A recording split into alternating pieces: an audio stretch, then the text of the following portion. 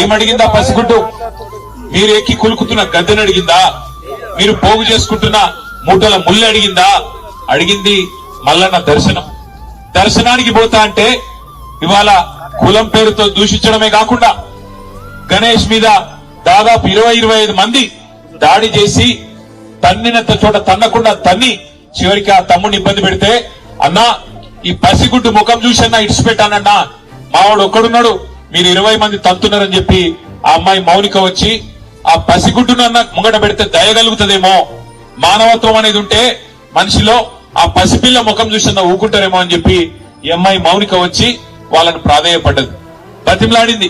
అన్నా వదిలిపెట్టండి అన్నా, చచ్చిపోతాడన్నా, కొట్టకండి అన్నా, పసిగుడ్డు ముఖం చూసి తండ్రిని వదిలిపెట్టండి అన్నా అని అడిగితే, దుర్మార్గుడు మానవ మృగం లాంటి మనిషి వాడెవడో చెత్తనా కొడుకు, వాడు కాలితో తంతే ఆ పాపని, ఇవాళ పాప చనిపోయింది. ఇట్లాంటి మానవ మృగాల్ని మరి శిక్షించాల్సిన పోలీసులు ఏం చేస్తున్నారని నేను అడుగుతా ఉన్నా.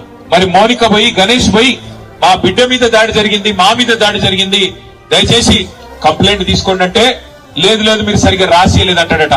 నేను అడుగుతున్నా పోలీస్ అధికారిని, నీకు ఉద్యోగం ఇచ్చింది ఈ రాష్ట్రం, నీకు జీతం ఇచ్చేది ఈ రాష్ట్ర ప్రజలు, రేవంత్ రెడ్డి కాదు, ఆయన తొత్తులు కాదు. నువ్వు చేయాల్సింది, సేవ చేయాల్సింది బాధితులకు. ఎవరి మీద అయితే దాడి జరిగిందో వాళ్ళు వచ్చి నీకు షికాయత్ చేస్తే, కంప్లైంట్ ఇస్తే అది కరెక్ట్ గా లేదంటవా? సోమోటోగా తీసుకోవాలి. నువ్వు తప్పు జరిగితే సోమోటో తీసుకోవాలి. సోమోటో అంటే నీ ఎంచట నీవే స్వచ్ఛందంగా తీసుకోవాలి. వాళ్ళు షికాయత్ చేసే అవకాశం కూడా ఇవ్వద్దు. కానీ నువ్వేం చేసినావు?